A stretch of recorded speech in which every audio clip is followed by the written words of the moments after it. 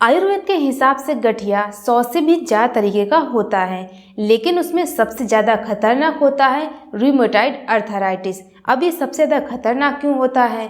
तो ये एक ऑटो इम्यून डिसऑर्डर वाली डिजीज़ होती है। इसमें आपका इम्यून सिस्टम आपके ही खिलाफ काम करने लगता है, जबकि हमारे इम्यून सिस्टम का काम होता है कि वो बाहर से आने वाले बैक्टीरिया और वायरस को खत्म करें।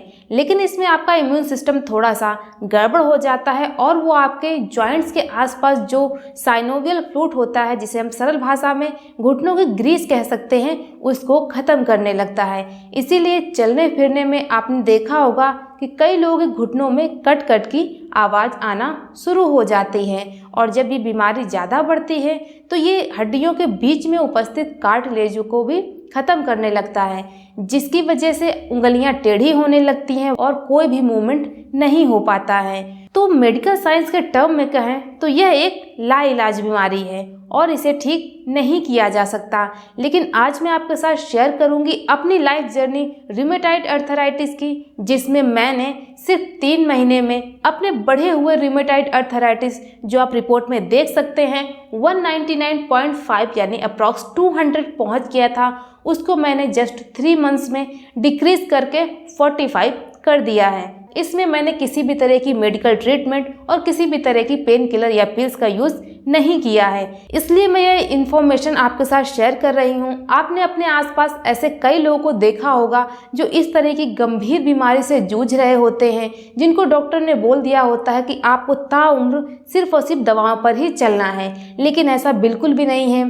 इसको हम ठीक कर सकते हैं, लेकिन मेडिकल साइंस में पिल्स के थ्रू नहीं, बल्कि इसको हम डाइट और आयुर्वेद के हिसाब से अपनी डाइट को कस्टमाइज करके इसको बहुत ही आसानी से ठीक किया जा सकता है। तो दोस्तों, इस वीडियो को पूरा देखिएगा और जो भी ऐसे लोग हैं उन तक इस वीडियो को ज़रूर शेयर कीजिएगा। तो चलिए बिना किसी देरी के शुरू करते हैं। तो हेलो दोस्तों, वेलकम टू सेहत मित्रा। तो आज हम बात कर रहे हैं auto immune disease rheumatoid arthritis के बारे में। तो दोस्तों, किसी भी बीमारी को ठीक करना तभी संभव हो पाता है जब हम उसके रीजन और उसके बचाव के बारे में अच्छी तरह से जान पाएं। तो सबसे पहले हम जानते हैं कि ये बीमारी आखिर होती क्यों है।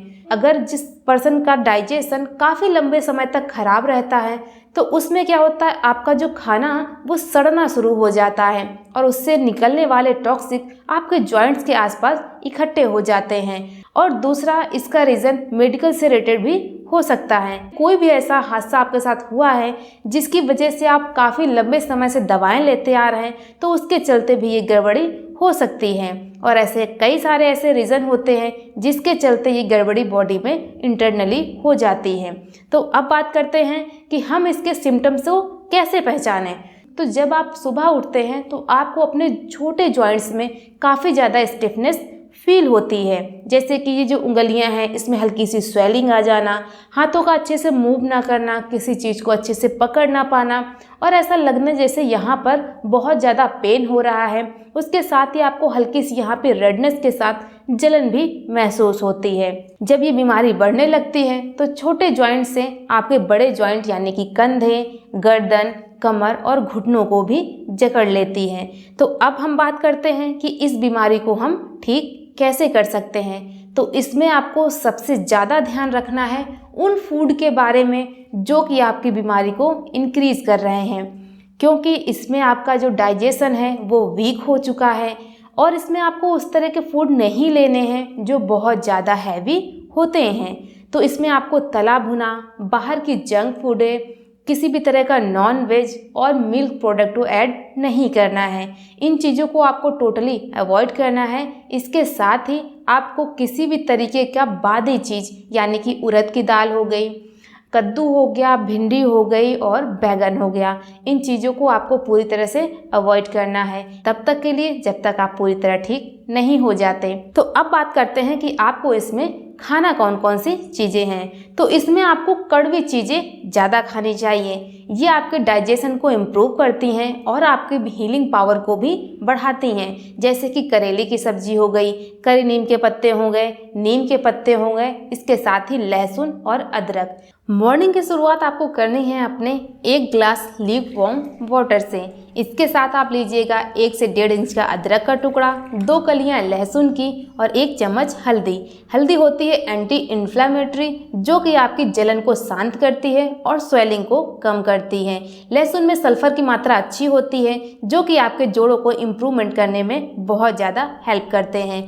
अदरक आपके डाइजेशन को इम्प्रूव करती है, उसके साथ ही आपके जो ब्लड को वो प्योरिफिकेशन का काम करती है। डेली मॉर्निंग में 10 से 15 मिनट टहलना है और धूप में बैठकर 15 से 20 मिनट का हल्के योगासन करने हैं। जैसे कि इस तरह से फिंगर को मूवमेंट करना, कलाई को इस तरह से कुछ घुमाना और पैरों को चेयर पे बैठकर हल्के से हिलाना। आप जितना कंफर्टेबल हो उतने से ही स्टार्ट करें। अब हम बढ़ते हैं अपने नाश्ते की तरफ। नाश्ते में हमने सोक करके रखे थे कुछ ड्राई फ्रूट, जिसमें हमने सोक किए थे बादाम, अखरोट, किशमिश, काजू और 2 अंजीर। अंजीर हमारे डाइजेस्टिव सिस्टम को इम्प्रूव करती है, ब्लड को प्यूरिफिकेशन करती है, उसके साथ ही जोड़ों के जलन और इन्फ्लामेशन को कम करती है, स्वेलिंग को भी बहुत तेजी से कम करती है। इसीलिए आपको अंजीर डेली 2 सोक करके जरूर लेने हैं। अब आपको अपने नाश्ते की प्लेट खत्म करनी है।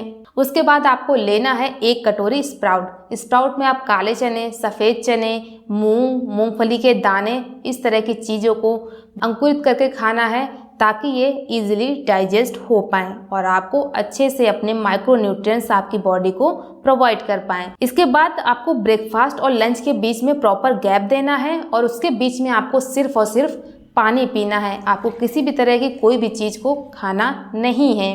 गैप इसमें बहुत ज़्यादा इम्पॉर्टेंट है। गैप में ही आपकी बॉडी हीलिंग प्रोसीजर को इम्प्रूव करती है और आपकी बॉडी को हील करना शुरू करती है। लंच के टाइम में आपको रेडी करनी है 2 प्लेट। लंच में आप लेंगे 1 प्लेट सैलेड और दूसरी प्लेट में अपना मील में आपको गेहूं चावल ऐड नहीं करना है, इसको पूरी तरह से स्किप कर देना है, क्योंकि इसमें ग्लूटेन की मात्रा अच्छी खासी होती है, जो कि हमारे पेन को इंक्रीज करती है। तो अब हम इसमें ऐड करेंगे मोटे अनाज, यानी कि मक्का, ज्वार, बाजरा। इसका आप जो भी डिश पसंद करते हो, कम ऑयल और कम मिर्च मसाले में बना सकते हैं। या फिर आप ऐड कर सकते हैं मिलेट एक अच्छा ऑप्शन है चावल और गेहूं को स्किप करने का।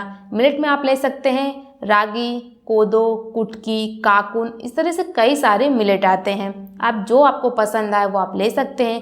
उनका उपमा, डोसा, इडली, जो भी आपको अच्छा लगे वो बना करके एंजॉय कर सकते हैं।